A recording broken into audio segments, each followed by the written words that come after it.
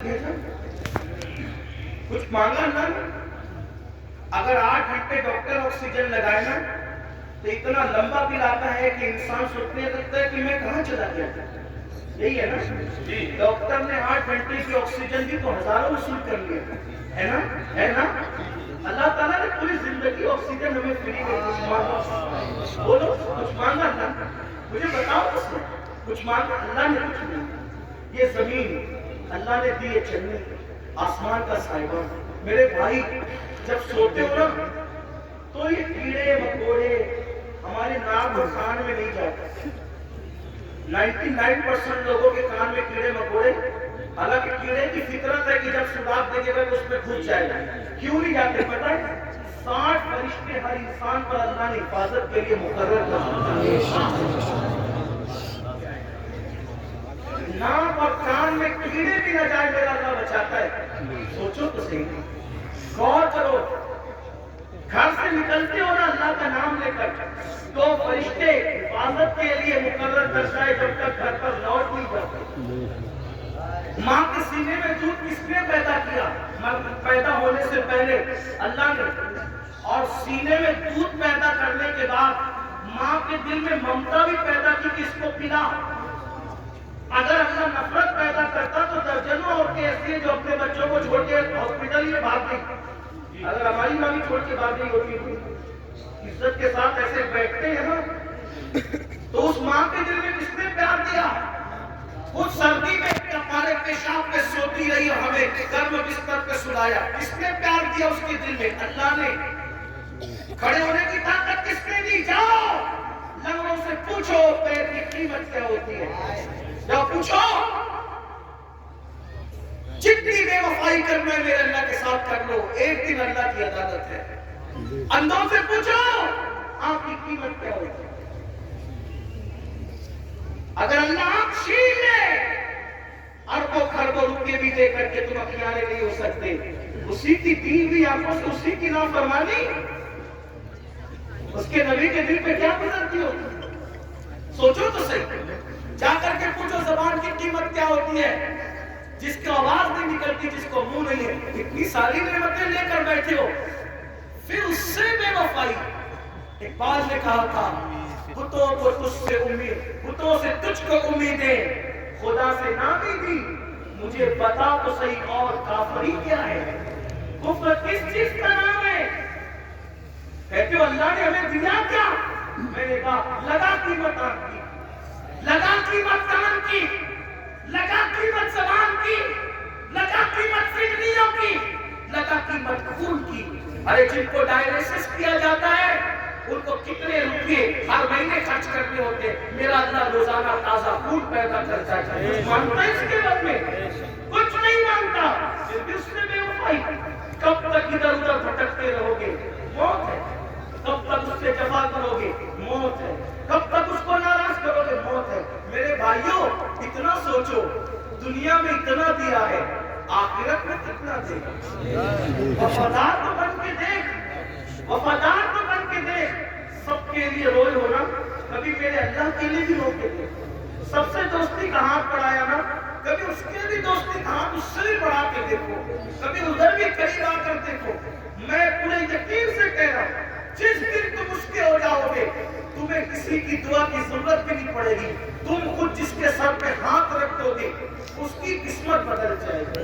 जिसके घर में तुम जाकर बैठ जाओगे बरकतों का नुज़ूल होगा, उसके होते हुए आसान है उसका बनना। गुनाह से निकलो, तौबा करो, अल्लाह को मनाओ, अल्लाह को गिड़गिड़ाओ, अल्लाह की बारगाह में गिड़गिड़ाओ, आओ दुआ करो। सबके लिए रो चुके, उसके लिए रो के देखो कितना सुकून मिलता है। सबके पास गिड़गिड़ा चुके, उसके पास गिड़गिड़ा के देखो कितना करार मिलता है। सबके यहाँ अर्जियां लगा चुके, उसकी बारगाह में अर्जियां लगा करके देखो। आखिरी जो बात कहनी है सुने। एक बहुत खूबसूरत जवान थे, हुजूर अलैहिस्सलाम उनसे प्यार करते थे, क्योंकि जवानी में वो सरदार बन गए थे। सरदार इसके कबीले के सरदार बन गए थे। उस खूबसूरत जवान का नाम हदीस में दहिया कल्बी आता है। बनु कल्ब के सरदार के दहिया नाम था दहिया कल्बी। हुजूर की तमन्ना سدھرنا سیکھ، یہ جوان سدھر جائے گا. یہ جوان، حضور جوانوں سے بہت پیار کرتے تھے اور جوانوں کے سدھرنے پہ حضور کو بڑی خوشی ہوتی تھی. اور حضور علیہ السلام جن جوانوں کے پیچھے قوم ہوتی تھی ان جوانوں کے لیے بہت دعائیں بھی کرتے تھے، اس لیے کہ جوان جوان ہوتا ہے. حضور کی خاص توجہ جوانوں کی طرف تھی. دیکھو حضور علیہ السلام کے صحابہ حضور کے پردہ فرمانے کے تقریباً آدھی صدی تک کے لوگوں کی رہنمائی کرتے رہے، بلکہ پونا صدی تک. تو وہ لوگ سب جوان تھے. تبھی سنا سعد ابن ابی وقاص اس وقت جنگ میں شریک ہوئے جب ان کے چہرے پہ داڑھی بھی نہیں نکلی تھی. مولا علی 9 سال یا 8 سال کی عمر کے تھے جب آپ نے کلمہ پڑھا. حضرت سیدنا فاروق اعظم 30-32 سال کے تھے جب آپ نے کلمہ پڑھا. حضور نے ٹارگٹ جوانوں کو کیا. اس لیے میرا بھی دلچسپی کا عنوان میری قوم کے جوان ہے. مجھے پتا ہے جب کوئی جوان سدھرے گا انقلاب آئے گا، بلکہ جوان سدھرے گا تو بڈھے اور بچے دونوں سدھر جائیں گے. کیوں؟ کیونکہ جب جوان بیٹا مسجد جائے گا، جوان بیٹا مسجد جائے گا تو بوڑھا تو شرم کے مارے مسجد آنا ہی ہے کہ وہ سدھر گیا، اب میرے پیر قبر میں لٹک لے، میں گھر میں کیسے بیٹھوں. اس نے تو سدھرنا ہی ہے. لیکن جوان باپ کو جب بچہ مسجد جاتے دیکھے گا تو بچہ باپ کی انگلی پکڑ کر خود ہی جائے گا. تو ایک جوان سدھار دو، ہر کے دو خود ہی سدھر جائیں گے. اس لیے اقبال نے بھی جوان کو ٹارگٹ کیا. کہتے نہیں تیرا نشیمن قصر سلطانی کے گنبد پر، نہیں تیرا نشیمن قصر سلطانی کے گنبد پر، تو شاہی ہے بسیرا کر پہاڑوں کی چٹانوں میں. اور عقابی روح جب بیدار ہوتی ہے جوانوں میں، نظر آتی ہے ان کو اپنی منزل آسمانوں میں. چھوڑ دو گناہ، اگر جوانی میں گناہ چھوڑ دو گے اللہ کے محبوب بن جاؤ گے، اللہ کے مقبول بن جاؤ گے. جوانی میں گناہ چھوڑ دو گے، توبہ کرو گے، جنت میں رسول اللہ کا پڑوس نصیب ہوگا. اگر جوانی میں گناہ چھوڑ دو گے اللہ بڑھاپا عزت سے بھرپور کر دے گا.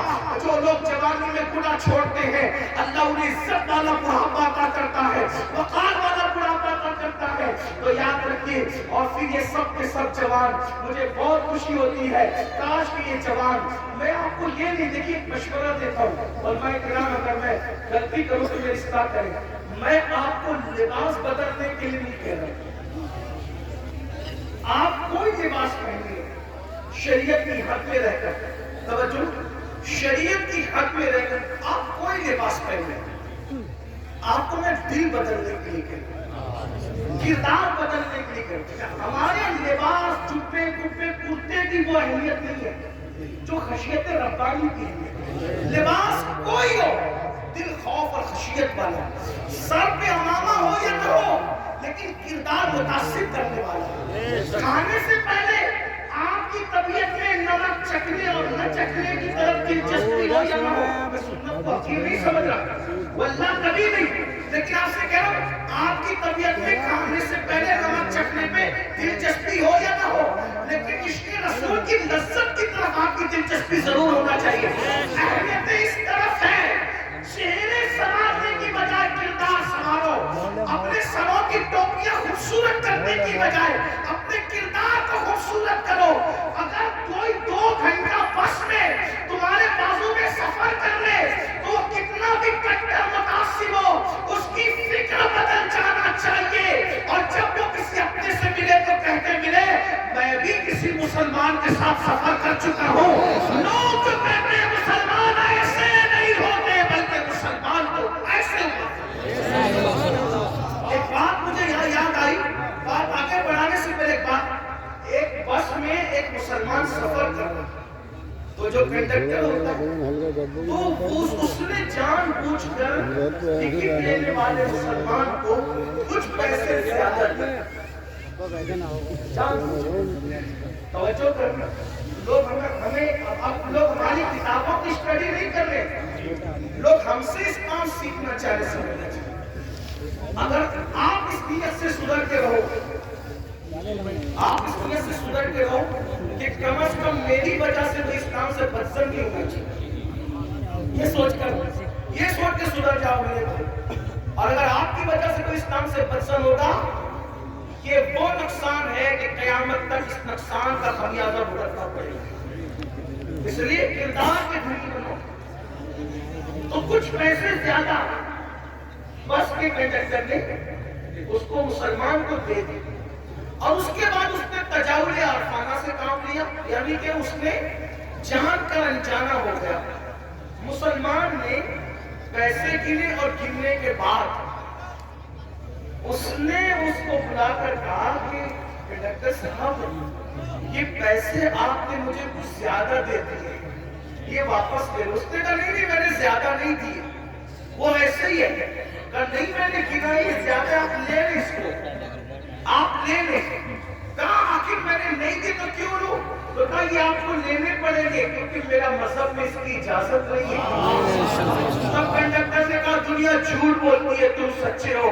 لوگ کہتے ہیں مسلمان ایسے ہوتے ہیں، مسلمان واقعی ایسے ہوتے۔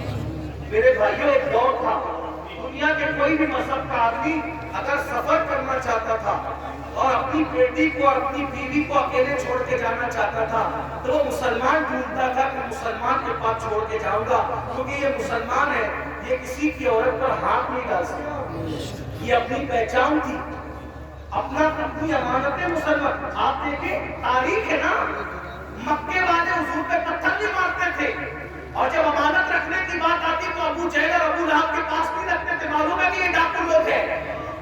پتھر جس کو مار رہے ہیں اسی کے پاس اپنی امانت رکھنے کے لیے آ رہے ہیں، کیونکہ جانتے ہیں کہ یہ محمد رسول اللہ صادق بھی ہے، امین بھی ہے، یہاں سے ہماری امانت میں خیانت نہیں ہو سکتی۔